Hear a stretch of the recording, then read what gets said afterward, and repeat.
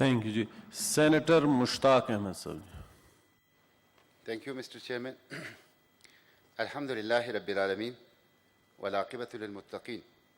A'udhu billahi minash shaitanir rajim. Bismillahir rahmanir rahim. فَلْيَعْبُدُوا رَبَّ هَذَا الْبَيْتِ الَّذِي أَطْعَمَهُم مِّن جُوعٍ وَآمَنَهُم مِّن خَوْفٍ. بس اس خانہ کعبہ کے رب کی عبادت کرو جس نے بھوک میں رزق اور خوف میں امن دیا. صدق اللہ العظیم.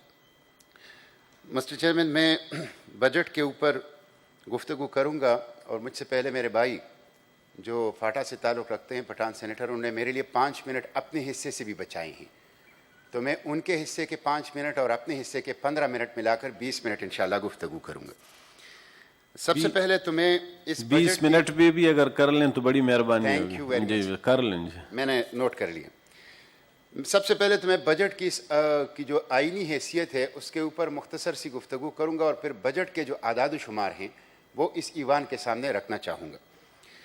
32 دن پہلے جب جس حکومت کی آئینی مدت ختم ہو رہی ہے، اس سے پہلے بجٹ دینا واقعی قابل قبول نہیں ہے. اور جس طرح کل اس ایوان میں خصوصاً ہمارے سرپرست محترم رضا ربانی صاحب نے بات کی ہے کہ آئین کے آرٹیکل 86 کے تحت حکومت اگر بجٹ نہ دے تو کوئی ضرورت نہیں ہے، وہ 4 ماہ تک کے اخراجات جو ہیں وہ کر سکتی ہے.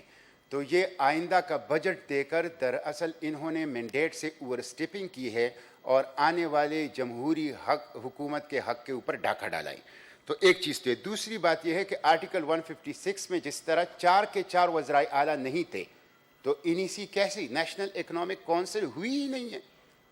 نیشنل اکنامک کونسل میں ایک حصہ تو 4 وزرائے اعلیٰ کی موجودگی کا ہے، اور نیشنل اکنامک کونسل کی جو 156 آرٹیکل اس کا دوسرا حصہ بتاتا ہے بیلنس ڈیولپمنٹ اور ریجنل ایکویٹی.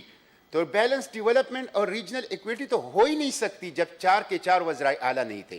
اور تیسری چیز یہ تھی کہ آرٹیکل 160 کے تحت NFC جو کہ ایک دستوری تقاضا ہے اور اس حکومت نے نہیں دیا ہے، اس لیے NFC کی عدم موجودگی میں اس بجٹ کے جو دستوری حیثیت ہے اس کے اوپر سوال اٹھنا یہ ایک لازمی بات ہے.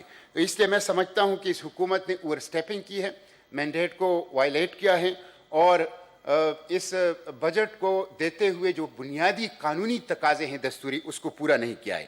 بجٹ جہاں تک ہے، میں اگر سادہ الفاظ میں کہوں تو ایک غریب دشمن، ملک دشمن، کاشتکار دشمن، نوجوان دشمن، مزدور دشمن، کسان دشمن اور فاٹا دشمن بجٹ ہے.